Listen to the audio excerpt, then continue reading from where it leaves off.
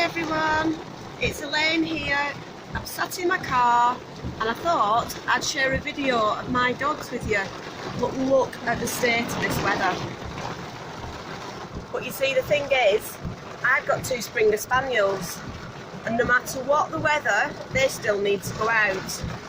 So cagoule on, here we go.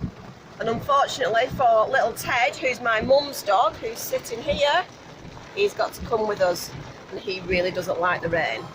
So we'll say hi again later. Okay, so we're off on our walk. Now you can see who we've got. That's Stanley up ahead there, little Ted, and you're just about to see Tilly running off. There she goes. As you can see, it's very wet, very muddy. I'm getting wet, they're getting wet, but it doesn't matter. We're outside, we're off for a walk, and if you choose to have dogs, you've got to be willing to walk them no matter what the weather. So, lovely Stanley that's just in front of me, he's the oldest, so he doesn't always go on really long walks anymore, sometimes he goes on short ones. But little Tilly, who's up ahead, there in the distance, she's disappeared somewhere.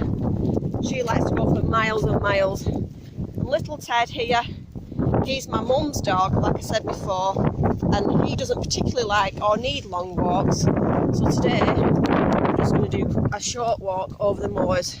But as you can see, where I walk them is in the middle of nowhere. And it means they can run for miles and miles to the heart's content, and that's what this breeder dog need. They need to be able to run and have lots of fun and lots of energy and lots of exercise, and then they'll sleep when we get home. So Springers, they are quite springy. If they think there's something to go and find, they're off, and they'll have a route, and you can see Tilly's tail there stuck up as she's like trying to sniff things out, and that's why they like to play out for ages, so they can have a good route around, see what they can find. They don't usually find anything. Every now and again they'll find a little vole or a mouse or something in the grass.